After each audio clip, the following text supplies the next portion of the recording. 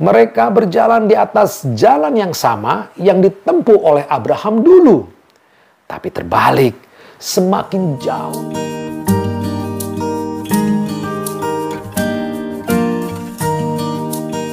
Shalom, sekarang kita masuk episode yang ke-32 dan masih membicarakan tentang kerajaan selatan, Yehuda, yang kedua.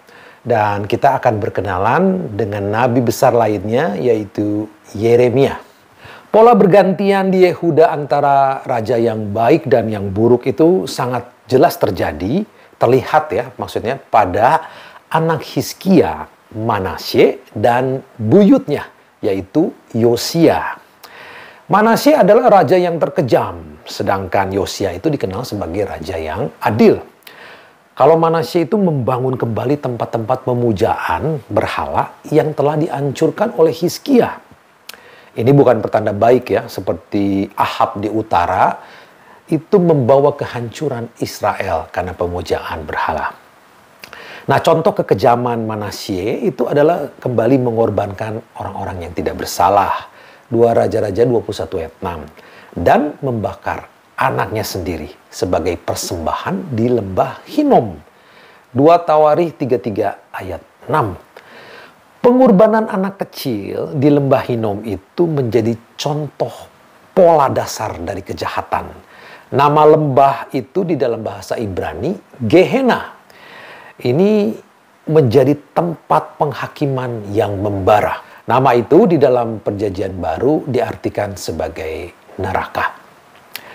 Manasye menggoda rakyat untuk melakukan hal yang lebih jahat, bahkan dibanding dengan penduduk asli Kanaan sendiri yang diusir dari tanah terjanji. Ini adalah sebuah sinyal bahwa Yehuda juga kelak akan diasingkan.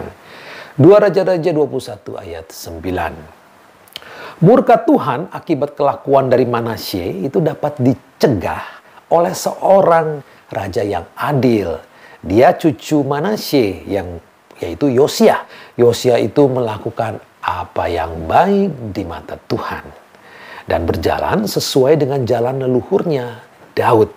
2 Raja-Raja 22 ayat 2. Ia menyuruh imam itu menghancurkan bangunan berhala yang ditambahkan pada bait suci di masa ayahnya Amon dan kakeknya Manasye. Ketika memperbaiki bait suci, para imam itu menemukan kitab ulangan yang hilang di masa Manasye. Ketika Yosia itu mendengar kata-kata di kitab hukum, ia merobek pakaiannya dan berduka di dalam penebusan dosa. Setelah membaca kitab itu, ia menjadi tahu bahwa kutuk itu adalah akibat ketidaksetiaan pada perjanjian. Israel itu dibuang dan menderita karena tidak setia. Menanggapi reformasi Yosia dan penyesalannya, Tuhan berkata kepadanya bahwa kutuk itu seperti di dalam kitab ulangan tidak akan terjadi selama pemerintahannya. Sayangnya Yosia tidak berusia panjang. Di dalam perang di lembah Megido, Firaun bernama Neko itu membunuh Yosia yang masih berusia sekitar 30-an. Seluruh Yehuda dan Yerusalem itu sangat meratapi Yosia. 2 Tawarikh 35 ayat 24 dan 25. Mungkin itulah yang menjadi referensi bagi Yeremia menciptakan buku ratapan yang sekarang hilang. Jadi ada 2 buku ratapan ya yang akan membingkai pelayanan dari Yeremia. 1 untuk Yosia yang hilang dan 1 lagi untuk Yerusalem. Itu buku ratapan yang ada di Perjanjian Lama sekarang. Pelayanan Nabi Yeremia itu dimulai semasa Yosia. Sayangnya anak Yosia yaitu Yoyakim dan Sedekia itu tidak mengikuti jejaknya. Pada awal pemerintahannya Yoyakim, Tuhan memerintahkan Yeremia itu pergi ke pelataran bait suci dan memberitahu umat agar berpaling kepada Tuhan dan mendengar atau sema kata-kata perjanjian yang meringkas kitab ulangan. Hai orang Israel, Tuhan itu Allah kita, Tuhan itu Esa. Kasihilah Tuhan Allahmu dengan segenap hatimu dan dengan segenap jiwamu dan dengan segenap kekuatanmu. Ulangan 6 ayat 4 dan 5. Kata-kata ini sering disampaikan oleh para nabi, tapi tidak pernah sesering Nabi Yeremia.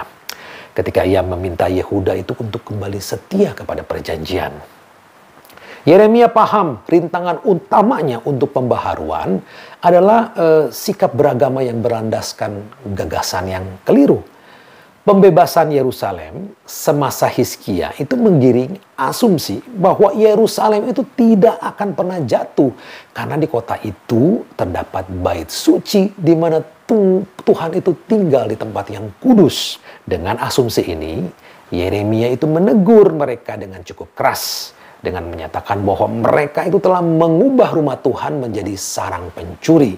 Yeremia 7 ayat 11. Yang memberi peringatan bahwa bait suci akan hancur seperti ketika orang-orang Filistin itu mengambil tabut perjanjian dan menghancurkan Silo.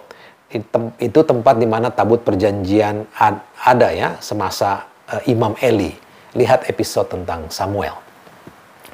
Berbicara menentang bait suci dan menyatakan azabnya di masa depan itu secara politik buruk bagi Yeremia. Segera imam-imam dan rakyat itu menangkap dan menuntut kematiannya.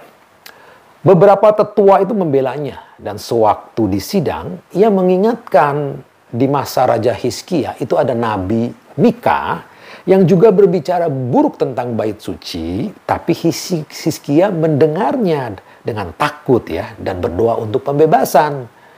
Lalu Ahikam, seorang pejabat penting, akhirnya menyelamatkan Yeremia dari masa. Namun seorang nabi bernama Uria itu ditangkap dan dibunuh ketika berbicara tentang hal yang sama. Yeremia diselamatkan namun dilarang untuk mengunjungi bait suci. Sehingga Yeremia itu mendikte nubuat baru lewat sekretarisnya Baruh. Ia menasehati umat untuk bertobat ya dan memperingati bahwa ada bencana jika tidak. Baru membaca ramalan itu di bait suci pada hari berpuasa sesuai instruksi Yeremia. Raja Yoyakim meminta gulungan Baruh dan dibawa kepadanya untuk dibaca. Ini momen yang penuh harapan bahwa Yoyakim itu akan mendengarkan kata-kata Tuhan seperti ayahnya Yosia dan bertobat. Namun Yoyakim itu malah merobek gulungan dan melemparkannya ke dalam api. Yosia diselamatkan dari yang jahat yang akan menjatuhkan Yehuda, tapi Yoyakim tidak diberkati karena penolakannya akan firman Tuhan. Yerusalem jatuh ke tangan Babel dan Yoyakim menjadi pengikut dari Nebukadnezar, Raja Babel, selama 3 tahun. Ketika Yoyakim memberontak, Yerusalem diserang secara ganas dan ketika kota akan jatuh, Yoyakim mati. Ini berbeda dengan siapa? Hizkia ya, yang sembuh dari sakit dan melihat penebusan Yerusalem dari bangsa Asyur. Kita sudah bahas episode lalu. Dan 3 bulan kemudian anaknya Yoyakin dan banyak pemimpin Yerusalem itu ditawan di Babel. Nebukadnezar lalu menunjuk paman dari Yoyakin itu Zedekia menjadi raja Yerusalem. Zedekia akan menjadi raja terakhir dari keturunan Daud yang memerintah Yerusalem sebelum penghancurannya. Semasa pemerintahan Zedekia, Yehuda tetap di bawah penguasaan Babel sehingga harus membayar upeti kepada Nebukadnezar. Yehuda itu masih lama untuk bisa bebas dan mulai tumbuhlah semangat untuk memberontak karena penjajahan ini. Sekali lagi, Yeremia dipanggil untuk memberi pesan yang tidak populer kepada rakyat, menerima aturan bangsa Babel. Yeremia berdiri di bait suci, baru bisa dilakukan lagi karena Yoyakim sudah mati. Ia mengumumkan bahwa Tuhanlah yang menginginkan Yehuda dan segala bangsa itu tunduk di bawah penguasaan Babel. Menaruh tengkuknya pada kuk Nebukadnezar dan melayaninya. Yeremia 27. Siapa yang melakukannya akan hidup. Di dalam tradisi profetik Israel, Yeremia mewujudkan pesan verbalnya itu dengan tanda fisik. Dengan mengenakan kakuk kayu Babel di lehernya. Dalam merespon pesan Yeremia ini, Seorang nabi palsu bernama Hananya itu mematahkan kuk Babel dari kayu tersebut, Yeremia 28, dan menyatakan bahwa Tuhan itu akan mematahkan kuk Babel atas Yerusalem di dalam 2 tahun. Yeremia mengatakan ini adalah nubuat palsu dan memperingati bahwa Tuhan itu akan menggantinya dengan kuk besi, dan Hananya akan mati di dalam tahun itu juga karena membuat rakyat percaya akan berita palsu. Melawan peringatan Yeremia, Zedekia itu memberontak terhadap Babel. Sementara Babel itu mengumpulkan tentara untuk menghukum Yerusalem, Zedekia berupaya memimpin kotanya dengan pembaharuan religi. Ini tentu dengan harapan Yahweh itu dapat membantunya, sekalipun itu mengabaikan perintahnya melalui Yeremia. Zedekia memperbaharui perjanjian dan mendeklarasikan tahun Yobel, Yeremia 34. Semua pemuka dan segenap rakyat itu memperbaharui perjanjian dan mempromosikan Yobel, yaitu pembebasan budak, pembebasan semua hutang, dan pengembalian semua warisan tanah keluarga. Tidak lama kemudian, orang-orang itu merasa hidup itu lebih mudah jika ada budak. Maka mereka mengambil kembali budak-budak yang dilepas lewat perjanjian Yobel. Karenanya Tuhan menyatakan bahwa pembebasan tahun Yobel bukan lagi soal pembebasan, tetapi untuk pedang, untuk wabah pes dan kelaparan. Yeremia 34 ayat 17. Sebagai hukuman, Zedekia dan pemimpin Yerusalem itu akan jatuh kepada Babel, dan mereka sendiri akan menjadi budak di tanah Nebukadnezar. Pelajarannya itu sangat pedih, ya. Kamu menuai apa yang kamu tabur. Kau menekan orang miskin, dan pada gilirannya akan bernasib sama, yaitu jatuh di dalam perbudakan. Sementara Babel mengepung Yerusalem, Zedekia memenjarakan Yeremia atas berita bencana. Ketika ditahan, Tuhan berkata kepada Yeremia untuk membeli ladang yang dijual saudaranya, Yeremia 32. Yeremia itu membelinya dengan seharga 17 sikal perak. Suatu pembelian yang sebetulnya tidak mungkin dengan kondisi saat itu. Tapi terjadi juga, ya.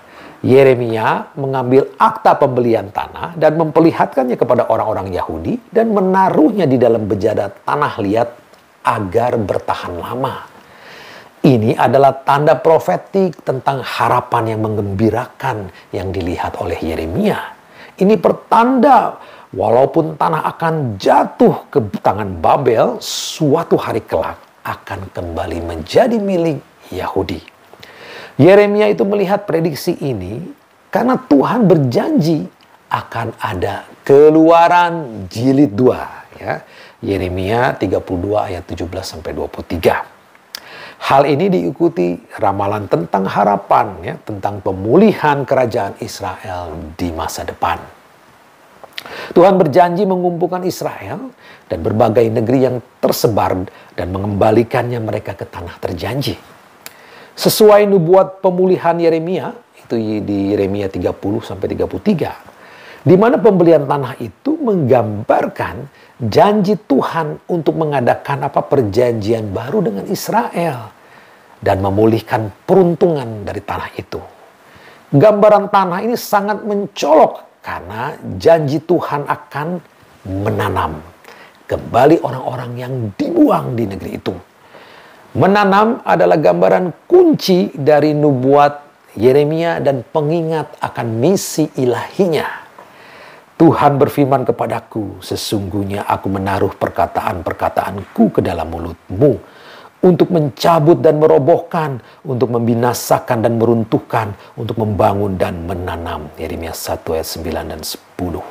Hal ini mengatakan garis besar dari pelayanan Yeremia. Sementara mayoritas pesannya itu memang tentang petaka dan bencana, tapi ada bagian kunci yang berbicara tentang pemulihan dan harapan. Yeremia menggambarkan bahwa penghancuran yang akan datang sebagai kebalikan dari penciptaan. Tanah akan sekali lagi tak berbentuk dan kosong. Yeremia 4 ayat 23. Bagi Yeremia, dosa Israel itu melucuti segala yang baik dari tanah itu dan menjadikannya padang gurun terasing. Dosa, dengan kata lain, itu semacam anti kreasi. Seperti kisah kejatuhan, ada petunjuk harapan dari kata-kata Yeremia, membangun dan menanam. Pembelian tanah oleh Yeremia menunjukkan bahwa di balik kehancuran dan pembuangan akan ada waktu untuk kembali dan membangun. Keluaran baru dan penciptaan baru akan mengganti pembuangan dan kehancuran. Tuhan akan menanam kembali tanah yang terasing oleh dosa ketika Ia mengampuni rakyatnya dan membuat perjanjian baru. Sesungguhnya akan datang waktunya, demikianlah firman Tuhan. Aku akan mengadakan perjanjian baru, bukan seperti perjanjian yang telah kuadakan dengan nenek moyang mereka pada waktu membawa mereka keluar dari tanah Mesir. Aku akan mengampuni kesalahan mereka dan tidak lagi mengingat dosa mereka. Ini satu-satunya ungkapan perjanjian baru di dalam perjanjian lama. Kapan penanaman ini akan terjadi?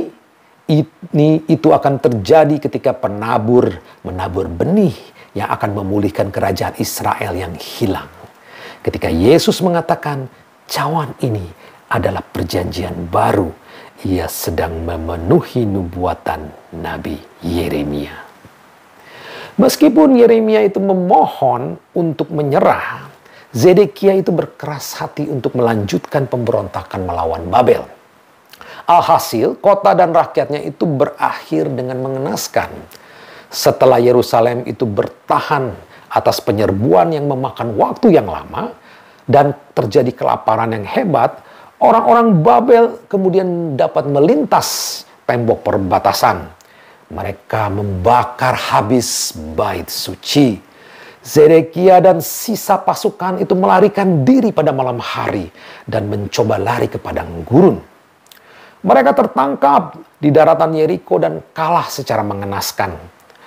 Orang-orang Babel itu membunuh anak Zedekia di hadapannya sendiri dan membutakan matanya. Penglihatan terakhirnya itu tentang penyiksaan dan kematian. Ia dibawa ke Babel dengan dirantai. Pembunuhan seharusnya tidak perlu, karena Yeremia kan sudah memperingati bahwa menyerah dan tunduk adalah satu-satunya cara bertahan untuk hidup. Dengan kekalahan Zedekia di daratan Yeriko, kisah Yehuda dan seluruh Israel itu mencapai lingkaran penuh. Kisah dimulai saat Yosua itu memimpin Israel ke daratan Yeriko, yang dimenangkannya melalui doa dan percaya kepada Tuhan. Tapi Zedekia bukanlah Yosua. Ia mengabaikan kata-kata Tuhan. Ia dan orang-orangnya kehilangan tanah yang dulu dijanjikan kepada Abraham, Ishak, dan Yakub. Orang-orang Israel yang selamat itu berjalan panjang ke timur, ke Babel, menjadikan kisah keselamatan itu berlangsung terbalik. Mereka berjalan di atas jalan yang sama yang ditempuh oleh Abraham dulu. Tapi terbalik, semakin jauh dari tanah terjanji menuju tempat di mana kisah Israel dimulai. Semua pencapaian Israel itu dimulai dari pemanggilan Abraham ke Musa, lalu Yosua, Samuel, dan Daud. Sekarang hilang ketika Yehuda menemukan dirinya berada di tanah asal Abraham, menjadi budak di daratan Sinar di kerajaan Babel. Terima kasih sudah menonton episode ini. Tuhan Yesus memberkati. Amin.